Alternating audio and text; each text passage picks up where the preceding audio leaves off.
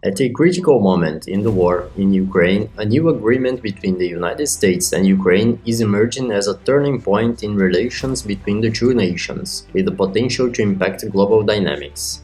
This agreement, still in its drafting phase, revolves around Ukraine's vast mineral wealth, which could be exploited for the benefit of the US in addition to discussions about the ending of the conflict with Russia. However, the proposal raises complex issues regarding security, sovereignty, and the economic interests of both countries. Welcome to War and Geopolitics Daily. Here we talk about the main facts about conflicts and geopolitics that affect our everyday life. Subscribe to the channel so you don't miss our next videos. Your support is essential for our work. The Ukrainian and US governments have reached a consensus on the terms of a draft agreement that, so far, does not specify security guarantees for Ukraine or ensure the continued supply of weapons. The document reflects the US position of supporting a free, sovereign and secure Ukraine, but does not deal with the security conditions the country seeks to confront Russian aggression. For now, arms shipments will continue to be discussed between the two governments as negotiations progress. Behind the scenes, US President Donald Trump and Ukrainian President Volodymyr Zelenskiy are intensifying dialogue, with Trump publicly stating that Zelenskiy is interested in traveling to Washington to sign what he described as a big deal.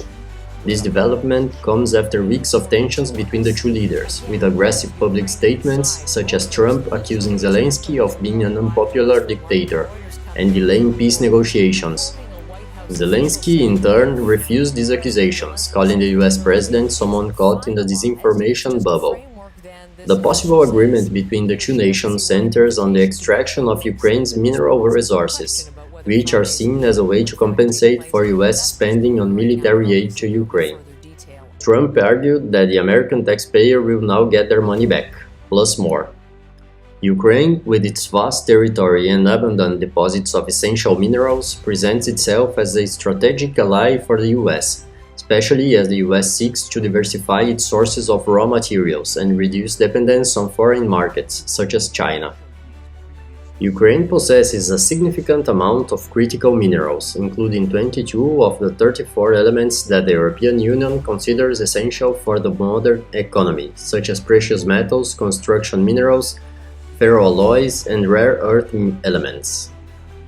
One of the most valuable resources is graphite, an essential component for the production of electric vehicle batteries and nuclear reactors.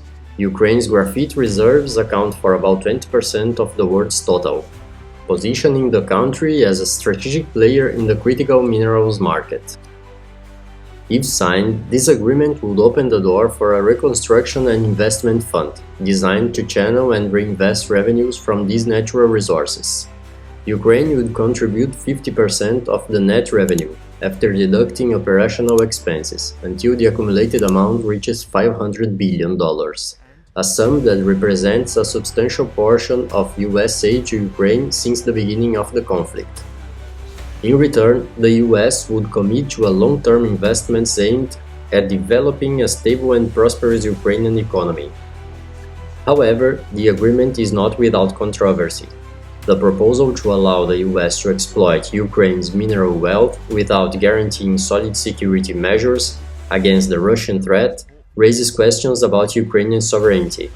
Additionally, many international observers may see this type of agreement as a form of economic exploitation, potentially weakening the trust of European allies and the Ukraine itself in the long run.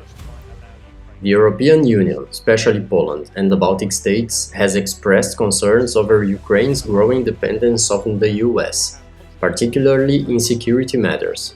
While Ukraine seeks an agreement that ensures its sovereignty and protection against Russia, the possibility that this mineral deal is perceived as a long-term geopolitical bargain could divide alliances on the continent. Meanwhile, the Kremlin has shown strong opposition to any movement that could lead to deployment of international peacekeeping forces in Ukraine, something Trump has mentioned as part of a future peace agreement. Russia has rejected the idea of NATO troops or any other foreign forces operating on Ukrainian territory. This deadlock over the presence of international forces could further complicate efforts to achieve a lasting and stabilizing peace.